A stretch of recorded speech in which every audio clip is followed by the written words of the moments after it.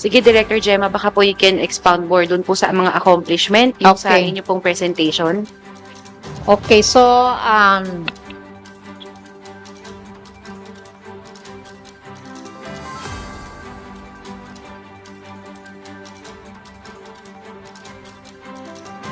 okay, so ngayon dahil bago po yung aming ginawang visioning, nagkaroon po kami ng visioning workshop kasi after 15 years, kailangan balikan ulit natin ang programa. Kasi para kailangan meron tayong pagbabago ng mindset that 4Ps is not a dole-out program. Ito palagi namin sinasabi na talagang ang mayroon kaming bagong mukha na gustong ipaabot sa ating madla, lalo na sa mga beneficiaries, na once ito ang gusto nating makita sa mga 4Ps na mag-graduate o mag-exit from the program, yung 4 na Ps, meaning ng 4 na Ps. Unang-una, of course, unang P is pangarap, di ba? Bilang mahirap, di ba? Lahat naman nangangarap na makaahon sa kahirapan, di ba? Kung siguro na-interview nyo yung inyong yung during the immersion, yung nag-attend. So, kung tatanungin mo ang isang magulang, palagi yan anong gusto mo, anong pangarap mo sa buhay, isa lang ang sinasabi nila, makapagtapos ang kanilang anak sa pag-aaral. Kasi hindi nga nila na-achieve yun sa buhay nila. Kasi sabi nga, sa Pilipinas kanya talagang ganon binavalue ang education. Na talagang isa sa paraan para makaangat o makaahon sa kahirapan. Pero kung ikaw ay mangangarap, dapat pangalawang P, dapat ikaw ay tataya. Simple lang. 'Di ba? Sa pagpasok ng 4Ps sa beneficiaries, mayroon silang oath of commitment Ibig sabihin, ano yung mga responsibilidad mo? Unang-una, paano mo gagamitin ang grants? Sa tama ba? 'Di ba?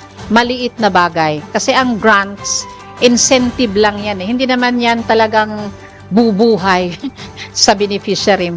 Kung 300 pesos lang ang elementary, di ba? 500 pesos lang ang high school, di ba? At 750 lang sa senior na malaki ang pangangailangan, hindi po siya sapat.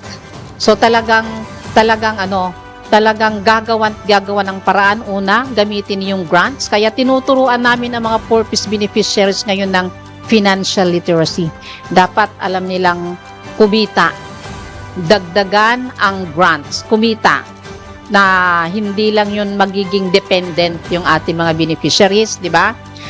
Tuturuan natin silang mag-save kahit papano, di ba? At tuturuan natin silang maghanap ng pagkakakitaan.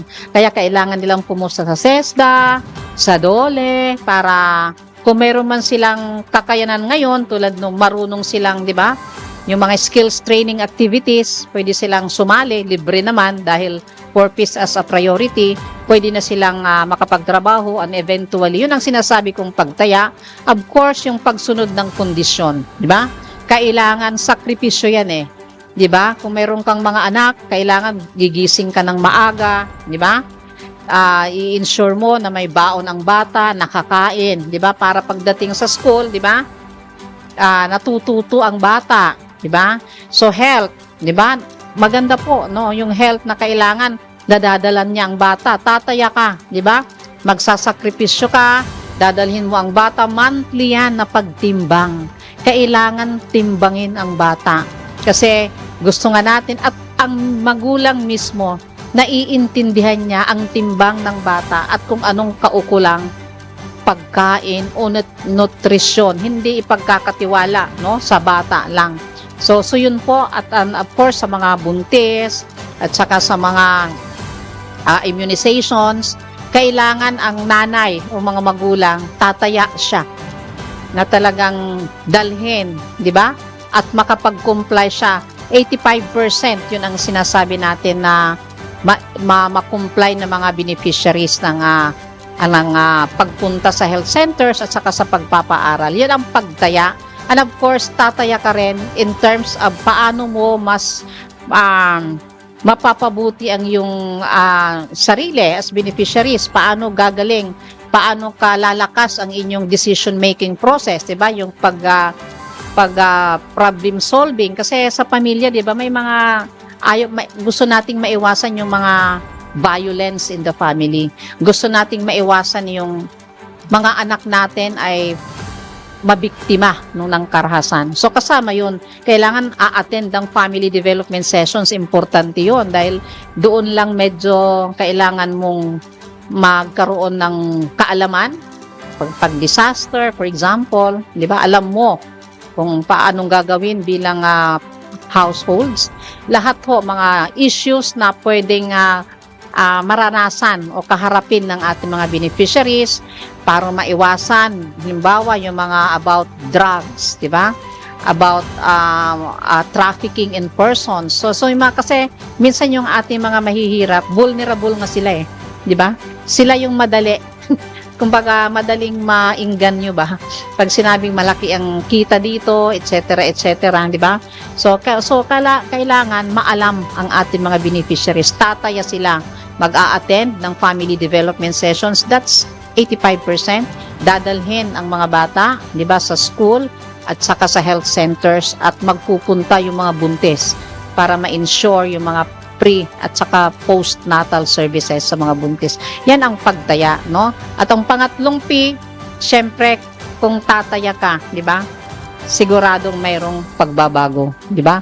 Sa kaalaman. Kaya natutuwa kami ngayon din sa mga nagra-graduates, di ba? Yung mga nakikita nating success stories, ibig sabihin nangarap sila. Ibig sabihin tumaya sila, di ba? Mamaya siguro maririnig natin yung kwento, di ba? Kahit walang baon, papasok at papasok. Yung ibang mga bata yan na talagang nag-working student, di ba? Yung mga magulang din gayon ang ginawa. So, nakita naman natin siguro ngayon ang mga pagbabago sa ating mga beneficiaries. So, ang pang-apat, of course, nag-invest tayo. At ang purpose, kumbaga, yung immediate kanyang layunin, ito yung tatlo makapag-aral ng bata, ma-healthy ang bata, immediate yan. Kailangan bago siya mag-graduate sa purpose, talagang masasabi mong healthy, malulusog at educated ang mga bata. Pero hindi tayo magtatapos doon dahil ang sabi nga ng batas, purpose is a national government strategy nila talaga on poverty reduction. Mas malayo pala itong layunin na kailangan makaahon sa kahirapan. So, kailangan pagtataguyod. You have the beneficiaries should sustain the gains. Ibig sabihin, tuloy-tuloy na pangarap. Kung ang mga bata man ng purpose nakapag-graduate sila ng senior, kailangan silang mag-college. Kailangan matapos yung kasi ang purpose hanggang senior lang Wala naman na talagang college education. So, and then yung pagtataguyod nung tuloy-tuloy na pagbabago, di ba? Kaya ang aming graduation or exit strategy, talaga mayroon kaming sukatan na ito ang kanilang itutuloy kasama po sa mechanism sa pag-interview, yung talagang pag-graduate. Talagang mayroon talagang tinatawag naming hugay tagumpay na celebration. Personal na tino-turn over namin kay mayor o kay governor na talagang kailangan pa siya ng parang guidance at pag-guide, paggabay. Kahit ang policy naman natin is at least 1 year pwede siyang gabayan, no, ng ating mga local chief executive. So masaya ngayon dahil ito rin magandang balita. Ito maganda po na maisasabi ko ngayon na ang purpose ay isa na po siyang indicator doon sa seal of local good governance. Ibig sabihin, talagang tataya si mayor kasi that's the highest award, no, a body, no, para sa mga local chief executives na talagang magbibigay siya ng pondo at mahi-ensure niya na lahat ng purpose na magra-graduate talagang mabibigyan ng mga services at itataguyod yung mga kailangan pang mga serbisyo para sa kanya tulad ng trabaho at saka scholarship. That's the basic. So yun po ang gusto nating message na it's not a dole out thing, di ba? Of course, mayroon naman kasi mayroon tayong masasabing talagang sobrang hirap yung nasa survival talaga. At sa una talaga, kailangan talaga nila ng tulong. Kaya minsan siguro sasabi nating dole out eh. Kaya habang ibig sabihin binibigyan mo siya, mayroon pa rin kang ibang, mayroon na ibang pagbabago doon sa mga beneficiaries. Kung ibig sabihin, tuloy-tuloy, hindi hanggang doon lang, no? Kasi ang mga beneficiaries naman talagang sobrang walang-wala din eh.